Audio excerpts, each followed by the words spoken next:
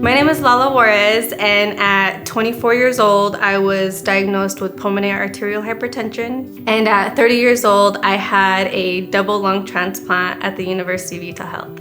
As a 21-year-old, life was like in North Carolina. It was a fun time. I was hanging out with family. Getting symptoms was super frustrating. I started to slowly but surely gain weight. I couldn't do anything. I would get tired super quickly. I started getting this dry cough. So I went to all these different specialists, like an allergist. I went to a regular pulmonologist. I went to all these, like I have a whole list of things where they even told me I may have had whooping cough.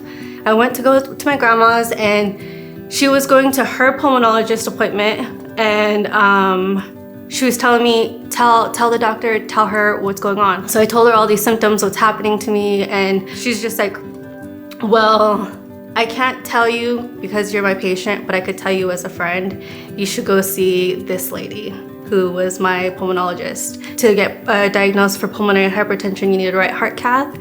They gave me one of those, and they gave me the proper diagnosis, and with medications, you don't get cured, but they'll put it like at a, you know, so it doesn't get worse, but it doesn't get better. Pulmonary arterial hypertension it's essentially your hair strand sized arteries that connect to your lungs, like on the inside is like inflamed. So the only way to cure it is to get a lung transplant, because you get new little arteries and everything. So I had a lung transplant consultation. In order to get a transplant, you have to be ill enough to need one, but also healthy enough to be able to recover from one. And they told me, yeah, you're not ready. You're too healthy. And I was like, oh, okay, cool.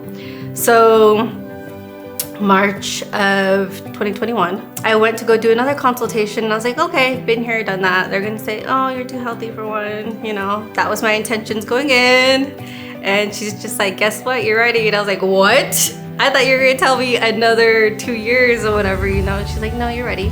From IMC, they work with University of Utah, and they're just like, okay, well, you know, that's where you'll go next. You go from us, you go from the university, they'll take care of you and give you a double lung transplant. After you do a transplant, like, you don't need both the lungs and the heart transplant.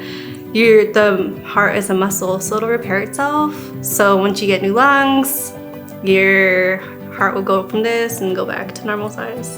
And that's what it did in the operating room. I have somebody else's lungs in me, and your body naturally just wants to attack everything off. So they have to suppress my immune system so it doesn't try to reject these lungs. I get in the zone of like walking fast and all this stuff, and I look at my Fitbit and I'm just like, oh my gosh, my heart was at 170, and I didn't freak out and I didn't panic. I'm like, oh my gosh, you're okay. You're okay. Well, I am like very thankful for even them accepting me and then working with me. The surgeons, obviously, they took great care of me. My scar looks great. Have neck scars from the right heart cath. I have my arm scars, my IV scars, my scars from the transplant, scars from the tubes. I am like incredibly thankful to university that the entire squad, from the surgeons, the ones who got me in, pulmonary rehab squad, like all of them, like I wouldn't be where I am today without them.